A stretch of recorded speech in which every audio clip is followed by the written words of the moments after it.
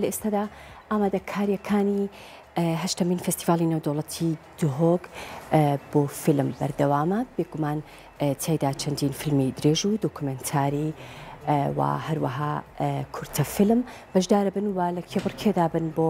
بردنەوەی خەڵاتەکانی ئەو فستیڤالە و بۆ یەکەمین جاریش لەو فستیڤالەدا فیلمی سفرنۆ و هەروەها فیلمی زاڵاوە و چەند فیلمێکی تریش لەو فستیڤالەدا بەشدارە بن قسە و باس لەسەر ئەم فستیڤاڵاکەین بە ئامادەبوونی زۆر بەڕێز مەسعود عارف و تەبێژی هەشتمین فستیڤالی نێودەوڵەتی فیلمی دوهۆک بەخێراتی کاک مەسعود سڵاو بەخێر بیت چۆن بڕیارتاندا کە ئەم ساڵ لەم بارودۆخەیە ئەم فستیڤالە ساز بکەن بڵێ بوو هەشتمین فیلمە فستیڤالی دوهۆکی نێودەوڵەتی هەمیشە وەکو ساڵان ئامادەکاری و با بڵێن ڕێو شوێنەگرێتە بەر کە ئەمە زیاتر ئێمە وەکو لۆبیەی بۆ سینەماکارانی کورد حسابی دەکەینەوە شوێنی حەوانەوەیانە بەداخەوە کە 2 ساڵ نەمانتوانی ئەم فیلمە فستیڤالە بەرداوامی پێ بدەین ئەویش ساڵێک بەهۆی شەڕی داعشەوە بوو ساڵێکیش بەهۆی هەبوونی کۆڕۆنا بوو ئەم ساڵیش دوامان خستەوە ئەویش دیسانەوە لە بەردوو ئەگەر خۆی هەموو ساڵێک لە نوێی نو ئەم فستیڤالە کرێ بەڵام لەبەر ئەوەی کە هەڵبژاردن سەرانسەری عێراق کرات لە پێش چەند ڕۆژێک لە دەیدایە دیسانەوەش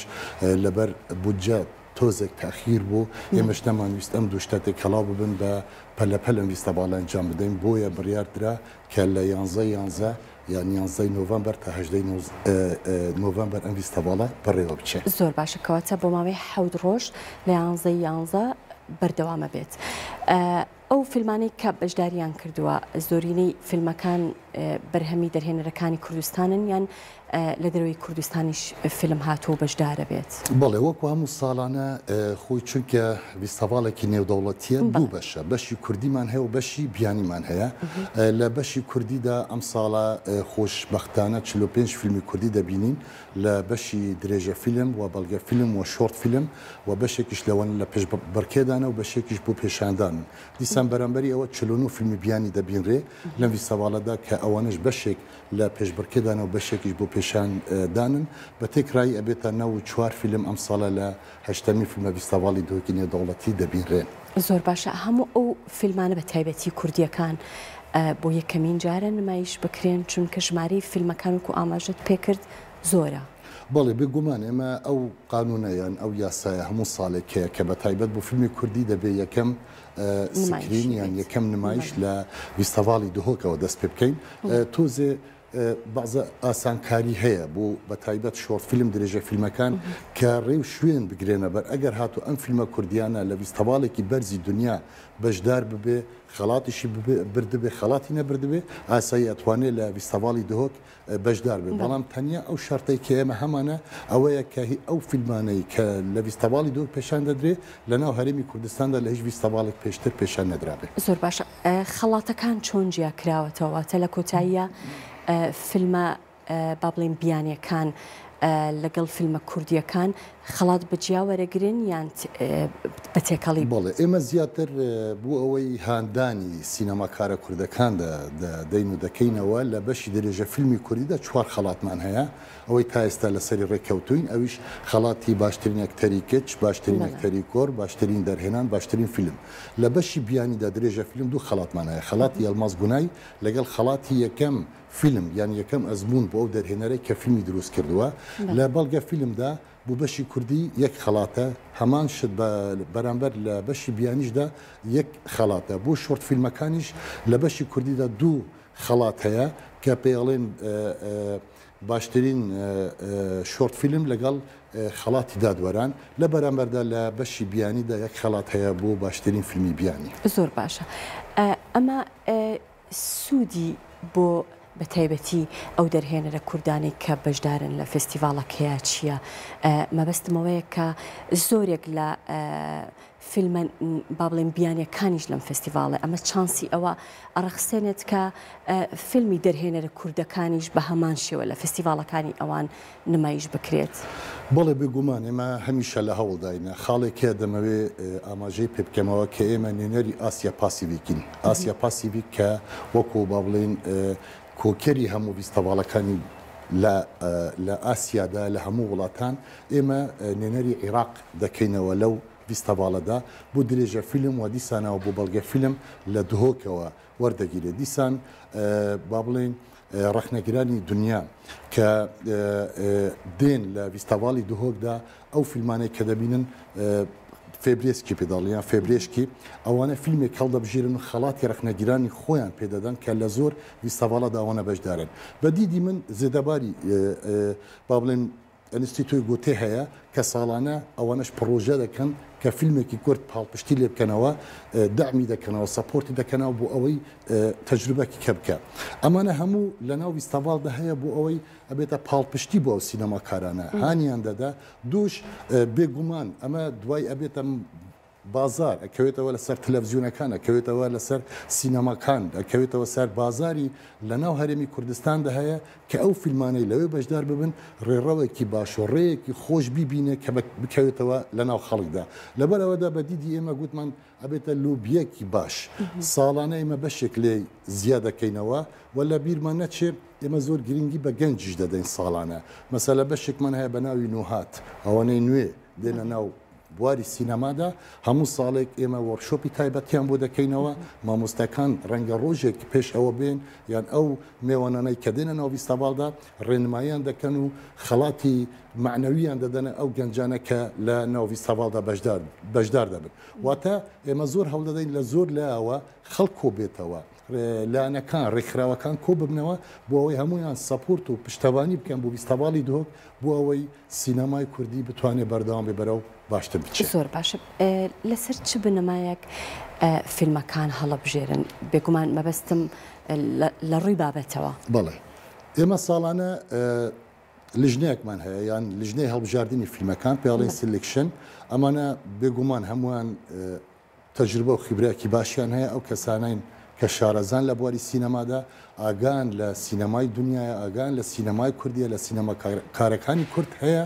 ئەو ئیشانەی کە دەکەوینە بەردەستیان بێگومان لە هەموو ڕۆیەکەوە لە ڕووی چیرۆکەوە لە ڕووی دەرهێنانەوە لە ڕووی سینناریۆەوە لە ڕووی ماندووبوونەوە لە ڕووی هەڵبژاردننی ئەم بابەتەوە ئەمە هەمووی مناقشە دەکرێت هەمووی دەکەوێتە ناو ئەو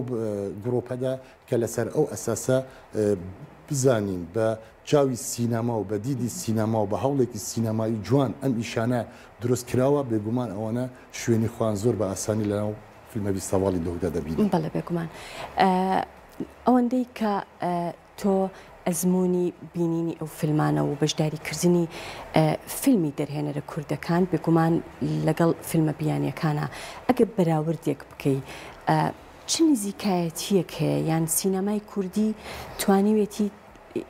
لە چ قۆناغێکی سینەمای دنیادایە ئێمە کێشەیەکمان هەیە ئێمە توانی بڵێن سینەماکاری کوردی باشمان هەیە بەڵام سینەمایەکمان نییە بە ناوی کوردەوە چونکە ئەمە گەڕێتەوە سەر مەسلەی هەبوون لەسەر مەسلەی شوناس لەسەر مەسلەی وڵات کە وڵاتێکی سەر بەخۆت نەبێ ئەو ئەتیرافە دامپێدانە بە توناکرد لە دنیادا ئەگینە ئەو فیلمانەی کە دروست دەکرێن لە کوردستاندا زۆربەی زۆری دەرهێنەرەکان کە لە دیاسپۆرا و لە ئەوروپا دەژین بەشێکی کوردی لەناو فیلمەکاندایە بەڵام لەو شوێنانەش کە سەپۆرت و دامی و فیلمانان دەکەن ئەوانش پێیان دەڵێن ئەبێ لەسەر ئەو وڵاتانە شتێکە بێ دەربارەی ئەم فیلمە ئەگەر توا سەیری فیلمەکان بکەی فیلمی زۆر باشەیە کە فیلم هەوڵ دەدەین بە ناوی فیلمی کوردی بێ لە هەموو دنیادا ڕێزێکی زۆر تایبەت هەیە بۆ ئەو سینەماکارانە بۆ ئەزممویان بۆ ناویان کە چنە فیستیڤالی زۆر بەرزەوە بێگومان کە ئێنە دووکەوە ئێمە بە مڵکی خۆمان دەزانین وەکو فیلمی کوردی کە هەرێمی کوردستان نەک تەنیا فیستیڤالی دۆک شانازی بەو کەسانەوە دەبە بەڵام بەراوردیکردن لەگەڵ تەجروبەی ئێرە تا ڕادەیەک جیازە واتە مەبەستم ئەو بەرهەمەی کە لە ناو کوردستاندا بەرهەم دەهێنرێ لەگەڵ ئەو بەرهەمانەی کە ئەوروپا دەستی تێدایە و یارمەتی دەدەن ئەوانە تۆزێ ئاستیان بەرزترە پرۆفشنالترن محتەرفترن لە تەجروبەی کە لە هەرێمی کوردستاندا دەکرێت و پێش ئێستا ڕەنگە فارقێکی زۆر هەبوو بەس خۆشحاڵانە ساڵ بە دوای ساڵدا بە بچوونی من وای لە هاتووە ئێستا تەجروبە تا ڕادەیەک نزیکن بەڵام ئەوەنە هەنگاوێک سەرەوەی ئێمە زۆر باشە ئەمە لە ڕووی تەکنیکیەوە بێگومان ئەی لە ڕووی دەرهێنان و ئەدای ئاکتەرەکان هەمووی پێکەوە بەستراوە ینی کێشەی سینەما ئەوەیە ئیشێکی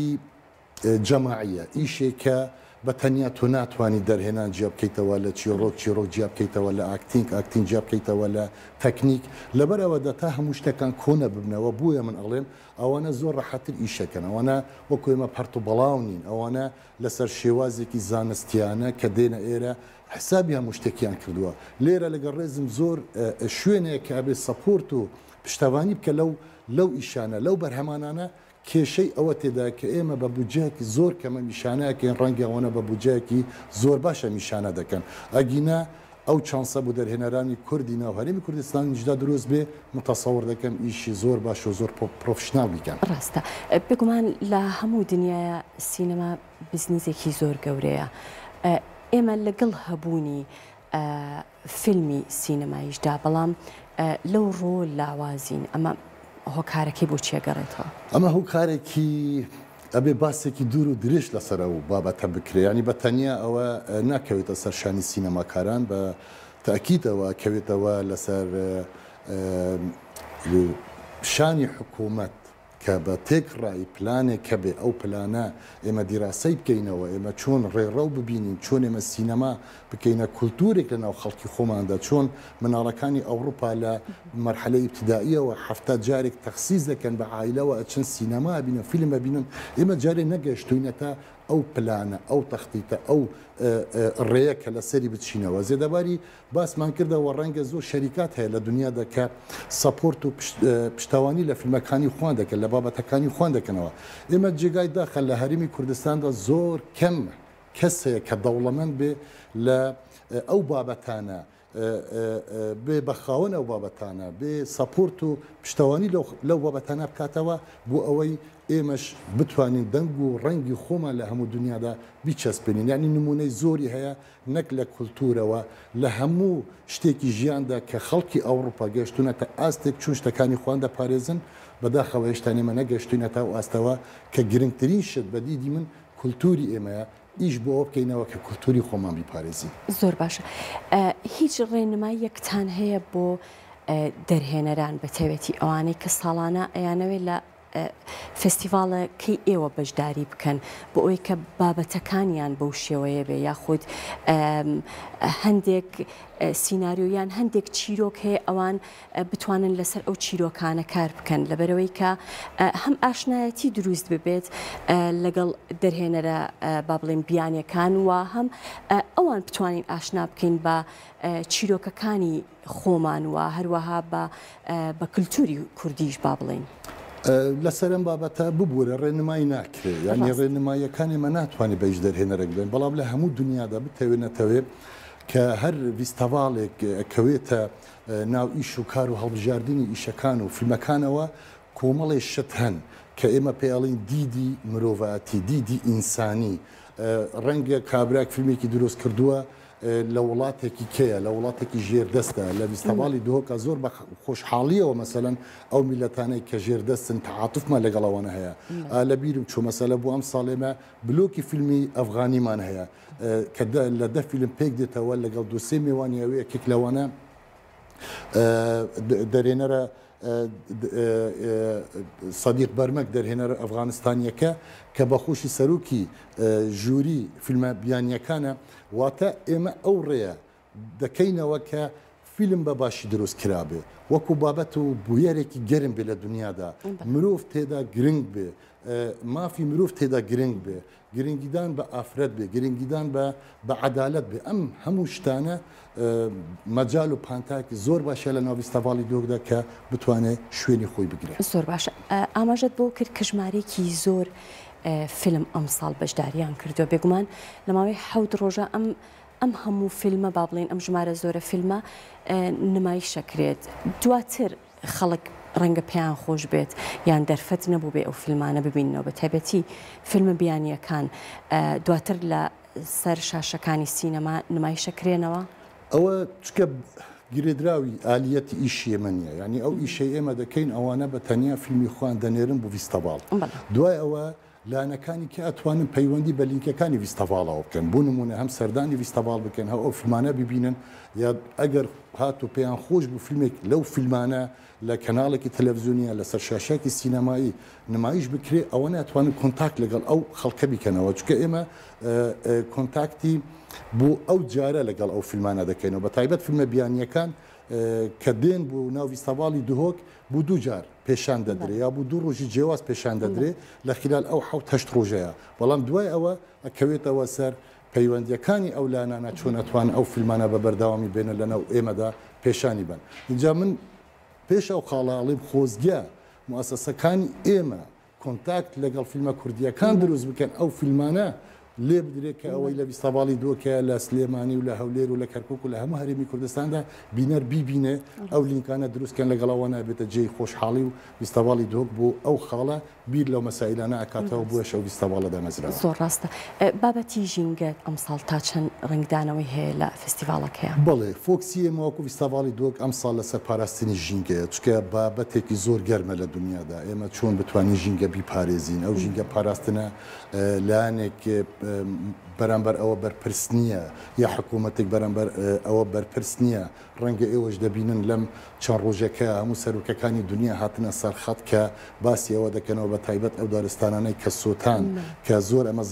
زەرەرێکی گەورەیە بۆ هەموو مرۆڤاتی لەبەرەوەدا فۆکسی ئێمەش ئەم ساڵ لەسەرەوەیە هەم پاراستنی ژینگەی هەرێمی کوردستان و هەمیش پاراستنی ژینگەی دنیا چونکە ئەمە هەموو لە قازانجی مرۆڤاتیدایە و ئەبێ هەمومان ژینگە بیپارێزین. دەستەکانە خۆش بێ. زۆر سپاس بۆ بەڕێز مەسعود عارف وتەبێژی هەشتمین فستیڤاڵی نێودەوڵەتی فیلمی دهۆک بە خێراتی جارێکی تر. زۆر سپاس.